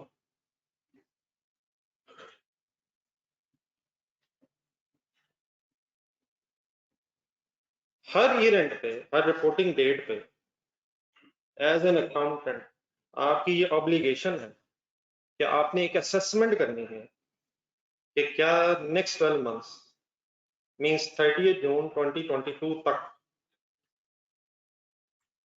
क्या हमारा बिजनेस चलता रहेगा। हर बैलेंस शीट डेट पे एज एन अकाउंटेंट आपने ये असेसमेंट करनी है कि क्या हमारा बिजनेस कंटिन्यू रहेगा। अब देखें डेफिनेटली हमें नहीं पता फ्यूचर में क्या होना है, लेकिन based on the circumstances, based on the evidence available on the balance sheet date 30 June 2021 हम एक असेसमेंट करेंगे सर्कमस्टांसेस देख के कि क्या हालात ऐसे चल रहे हैं कि नेक्स्ट 12 मंथ्स तक हमारा बिजनेस कंटिन्यू कर जाएगा। अगर इसका जवाब है यस, तो हमारा बिजनेस कहलाएगा गोइंग कंसर्न। और अगर लग रहा है कि किसी वजह से ये बिजनेस नेक्स्ट 12 मंथ्स नहीं कंटिन्यू कर सकेगा, तो ये बिजनेस हमारा कहलाएगा नॉट अ गोइंग कंसर्न। तो पहले इन वर्ड्स को जरा समझ कर लें, फिर मैं बाकी जो वर्ड्स लिखे एक्सप्लेन करता हूँ। अगर मैं कहूँ कि मेरा बिजनेस गोइंग कंसर्न है, तो मैं कहना क्या चाह रहा हूँ कि नेक्स्ट 12 मंथ्स तक बिजनेस वाइंड अप होने का कोई खदशा नहीं। और अगर मैं कह रहा हूँ कि बिजनेस गोइंग कंसर्न नहीं है, इसका मतलब नेक्स्ट 12 मंथ्स में कुछ ना कुछ लग रहा है हो जाना जिसकी वजह से हमारा बिजनेस वाइंड अप। तो गोइंग कंसर्न असल में ये है। अब इसको जरा प्रैक्टिकली समझने के लिए इस तरह कर लेते हैं कि लेट्स अज्यूम मेरी एज 90 इयर्स है, थोड़ी मैंने जरा कम करके बताइए। मेरा अल्हम्दुलिल्लाह एक बड़ा सक्सेसफुल बिजनेस चल रहा है। मैंने ये इरादा किया है 30 जून 2021 पे कि बाकी की सारी जिंदगी अब मैंने इबादत करनी, और देर पर अब ये बिजनेस बस काफी हो गया रहने देता है। बाकी की पूरी जिंदगी मैंने डेडिकेटेडली रब की इबादत में गुजारा, वालिदैन की खिदमत। मालदान की वगैरह वगैरह। तो क्या मेरा बिजनेस गोइंग कंसर्न है? अब मेरी इंटेंशन है, नीचे सेकंड लाइन में एक वर्ड है इंटेंशन है, मैं अपने इरादे से अपना बिजनेस ऑफ करना चाह रहा हूं। तो इंटेंशन, अब हो सकता है आपकी इंटेंशन हो कि आपने बिजनेस कंटिन्यू नहीं करना, तो इंटेंशन की वजह से भी बिजनेस गोइंग कंसर्न नहीं रहेगा। लेकिन एक और एग्जांपल इस तरह से हो सकती है कि मेरी एज 90 ईयर्स है और मेरा अभी भी कोई प्लान नहीं है, लेकिन अब मैंने कर्जे इतने ले लिए हुए, अभी मेरा कोई प्लान नहीं बिजनेस बंद करने का, लेकिन मेरे बिजनेस पे कर्जे इतने बढ़ गए कि मैं खुद तो नहीं अभी भी इंटेंशन रखता, लेकिन बैंकों ने अब अपने पैसे रिकवर करने के लिए कोर्ट्स के दरवाजे खटखटा देने हैं, और देयरफॉर मेरे एसेट्स बिक जाने हैं, और देयरफॉर मजबूरन मेरा बिजनेस बंद हो जाए। तो इवन देन ये बिजनेस क्या कहलाएगा? Not a going concern. तो ये इंटेंशन की वजह से भी हो सकता है कि नेक्स्ट 12 मंथ्स में आपका बिजनेस गोइंग कंसर्न ना रहे, और किसी नेसेसिटी की वजह से भी हो सकता है। इंटेंशन हो या नेसेसिटी हो, किसी भी वजह से अगर नेक्स्ट 12 मंथ्स में आपका बिजनेस चलने का चांस नहीं है, तो ये बिजनेस क्या कहलाएगा? Not a going concern. तो कौन सा बिजनेस गोइंग कंसर्न कहलाएगा? तो आई होप कि अभी कुछ वर्ड सारे समझ आ गए हैं, जरा दोबारा पढ़ के देखते हैं। An entity will continue its business in the foreseeable future and has neither the intention, ना हमारा इरादा, nor necessity of liquidation, ना इरादा है ना जरूरत है कि बिजनेस बंद किया जाए। अगर तो ऐसे ही है तो फिर तो गोइंग कंसर्न है, लेकिन आपके किसी इरादे की वजह से या किसी नेसेसिटी की वजह से अगर बिजनेस बंद हो जाना है नेक्स्ट 12 मंथ्स के अंदर अंदर, तो फिर business not a going concern होता है, बिजनेस गोइंग कंसर्न नहीं होता। तो इसके अंदर अगर क्रक्स सा निकालना, हर स्टेटमेंट ऑफ फाइनेंशियल पोजीशन में एज एन अकाउंटेंट आपने असेसमेंट करनी है। क्या असेसमेंट करनी है अभी आप बताओ?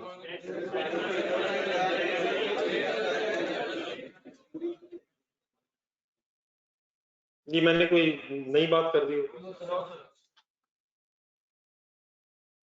अब ये assumption इतनी सिग्निफिकेंट, जो ऑनलाइन स्टूडेंट्स लेना, ऑनलाइन स्टूडेंट्स इस बहस से यहां तक लेना।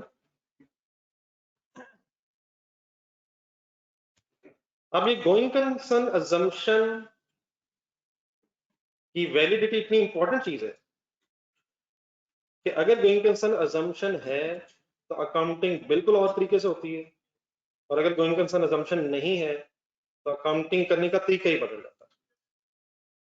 तो अगर बिजनेस गोइंग कंसर्न है तो पॉइंट 1 पढ़ो, if business is going concern meaning next 12 months तक इंशाल्लाह चलेगा। देखिए अगले लम्हे का नहीं पता, लेकिन अपना अंदाजा है based on the circumstances which are available, इंशाल्लाह चलेगा। अगर इंशाल्लाह चलेगा तो देन फाइनेंशियल स्टेटमेंट्स प्रिपेयर की जाती हैं according to the requirements of the IFRS. मसलन IS2 अगर इन्वेंटरीज की मेजरमेंट करनी है आप IS2 खोल लेंगे, I16 की अगर प्रॉपर्टी प्लांट इक्विपमेंट की मेजरमेंट करनी है I16 खोल लेंगे, बोरिंग कॉस्ट कैपिटलाइजेशन का सोचना है IS12 सोचना है, जो सोचना है स्टैंडर्ड खोली जाएंगे करी जाएंगे। लेकिन ये सब कुछ कब तक करेंगे? जब तक बिजनेस गोइंग कंसर्न। और अगर बिजनेस गोइंग कंसर्न नहीं है तो पहले बताएं फिर इसका मतलब क्या है।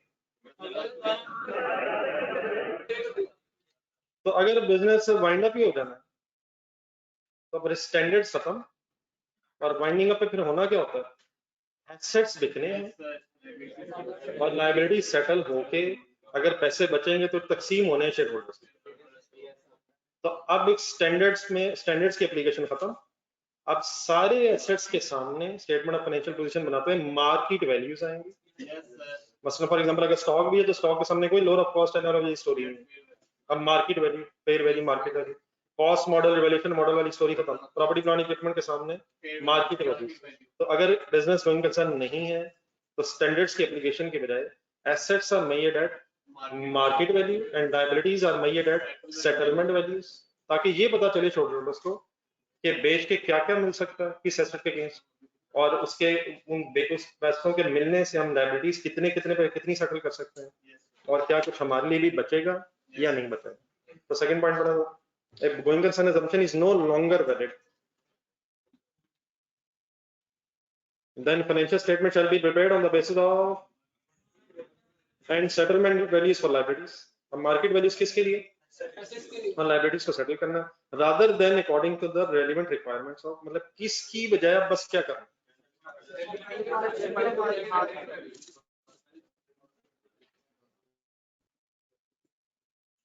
Any confusion? So what is going concern assumption sir? Business next 12 months में इंशाल्लाह चलता रहेगा। अगर आपकी ये assumption है, ये वैलिड है, तो आप अकाउंटिंग स्टैंडर्ड्स की बेस पे काउंटिंग करेंगे, और अगर ये assumption डाउटफुल हो जाए तो फिर आप मार्केट वैल्यूज और सेटलमेंट वैल्यूज की तरफ चले जाएंगे। अब हम पढ़ रहे थे IAS 10 events after reporting day, बीच में आ गई गोइंग कंसर्न assumption, इसका क्या आपस में लिंक है। एक एग्जांपल जरा अपने जहन में सेट करें, या अल्लाह में से कोई ऐसी बात ना हो जाए कि नौजवानों के जज्बात मजरू हो जाए।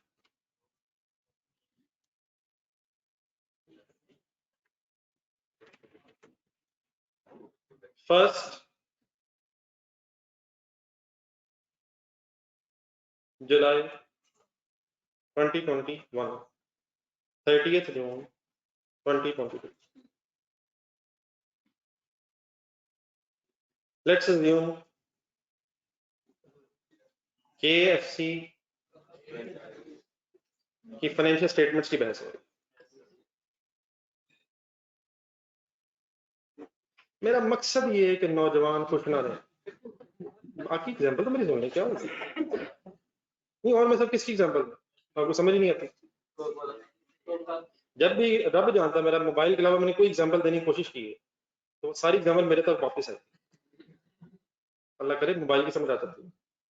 रिलैक्स नहीं, अल्लाह का शुक्र इंशाल्लाह कुछ नहीं हुआ। ऑथराइजेशन डेट है सपोज 1 अक्टूबर, सॉरी 2022,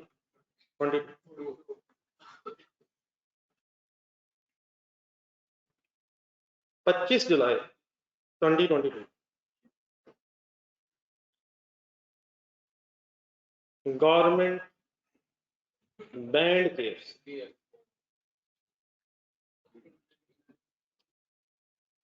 नौजवानों ने सोशल मीडिया पे कैंपेन चलाई कि बर्गर लोकल भी खाया जा सकता है। ये ट्रेंड होता है, ये ट्रेंड ऐसा चला कि गवर्नमेंट मजबूर हो गई, गवर्नमेंट सरेंडर कर दिया नौजवानों की ख्वाहिश के सामने। ठीक है, आपने कहा कि यार ये KFC का बर्गर खाने के बाद भी तो माँ जी के हाथ की रोटी घर जाके खानी पड़ती है। दो भी खाए हो तो यस सर, दो भी खाए हो तो यस सर।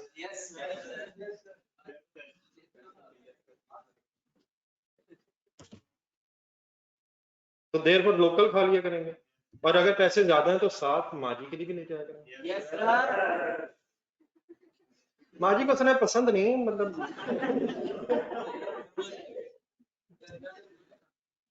उन्होंने खुद दे देना, उन्हें यकीन ही नहीं आता। लेकिन हम ले जाएंगे, क्या हो गया, उतने पैसे के 2-3 ले लेंगे, डैडी के साथ भी शेयर कर लेंगे। पैसे हैं अल्हम्दुलिल्लाह है, ये नहीं कि मतलब पैसे नहीं है, लेकिन यार बर्गर ही क्या हो गया, बर्गर ही अल्हम्दुलिल्लाह। जिंदगी में सिर्फ मैं एक दफा बीमार हुआ खाना खा के, वैसे तो अल्हम्दुलिल्लाह आर्टिकल्स लाइफ में शायद ही कोई जगह और की जहाँ से हर तरह की चीज मिली, जैसे कि अल्हम्दुलिल्लाह कोई पता नहीं चला। हाँ अल्लाह का शुक्र है, लेकिन सिर्फ एक दफा बीमार हुआ, और वो अल्हम्दुलिल्लाह मैं बीमार हुआ जब मैं PC भूरमन से मैंने एक दफा बूफे खाया। और मुझे याद भी इसलिए है क्योंकि जो जेल से पैसे निकले थे वो आज तक याद है। वो खाते हुए लग रहा था कुछ होता ना, लेकिन वहां से कैसे हो सकता। और अल्हम्दुलिल्लाह वापसी पे जितने लोग गए हुए थे वो रास्ते में बीमार हो चुके थे, मैं अल्हम्दुलिल्लाह लाहौर पहुंच चुका।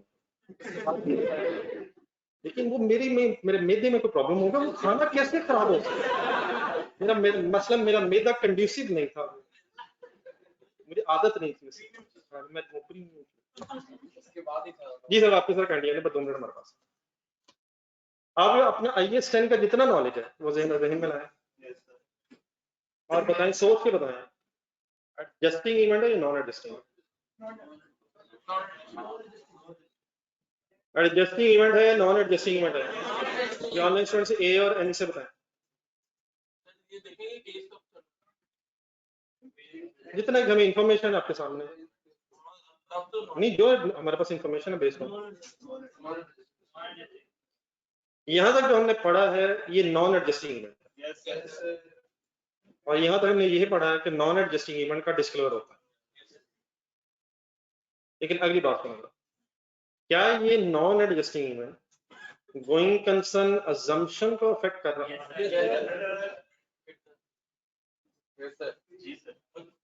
तो अभी तक हमने ये पढ़ा कि अगर नॉन एडजस्टिंग इवेंट है वो डिस्क्लोज होता है और एडजस्टिंग इवेंट है तो रिकॉर्ड होता है। लेकिन एक एक्सेप्शन इस चीज की ये है कि अगर कोई non adjusting event going concern assumption को डाउटफुल कर दे, क्या कर दे? अगर कोई non adjusting event going concern assumption को डाउटफुल कर दे, तो then it becomes an adjusting event. It means हम हमेशा जब भी डिसीजन लेंगे तो नॉन एडजस्टिंग इवेंट्स का डिस्क्लोजर ही की बात करेंगे, लेकिन फिर साथ सिर्फ ये ध्यान में रखेंगे कि क्या इस इवेंट से कोई बिजनेस की गोइंग कंसर्न अजम्पशन का प्रॉब्लम तो नहीं हो रहा। अगर नहीं हो रहा तो ठीक है, और अगर हो रहा है तो फिर इसे एडजस्टिंग इवेंट के तौर पे ट्रीट करने का मतलब क्या हो? 30 जून 2022 की फाइनेंशियल स्टेटमेंट चेंज करें।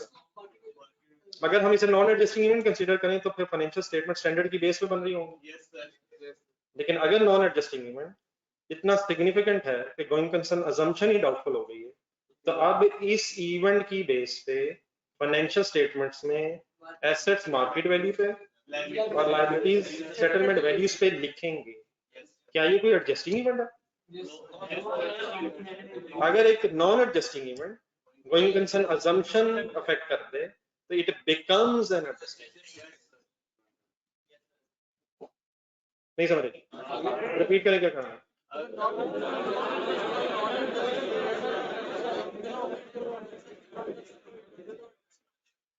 मैं खाली ये सब कुछ आपके पास लिखा हुआ है, बस 1 मिनट और पढ़ के चलते हैं, ये वाली बात कंप्लीट हो।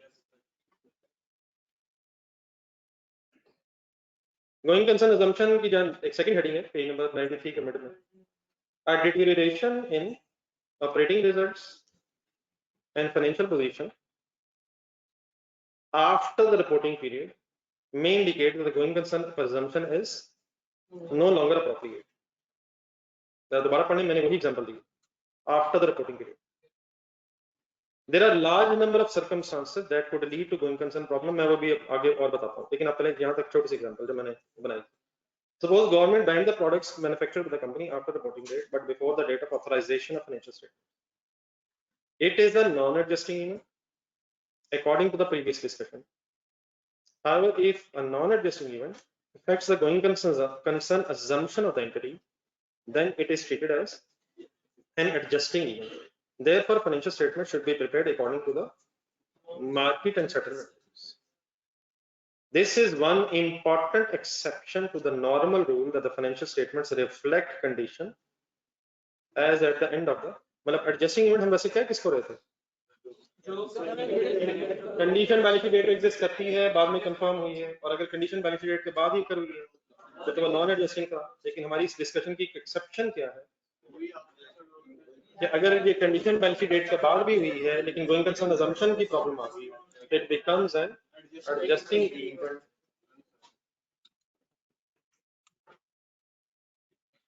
तो ठीक है बेटा, उसको उसी वक्त अगर आपको ये बिल्कुल सही है जी, बात जरा जाते जाते सही नहीं करना, जरा ऑपरेटिंग लॉसेस निकालना, फ्यूचर ऑपरेटिंग लॉसेस।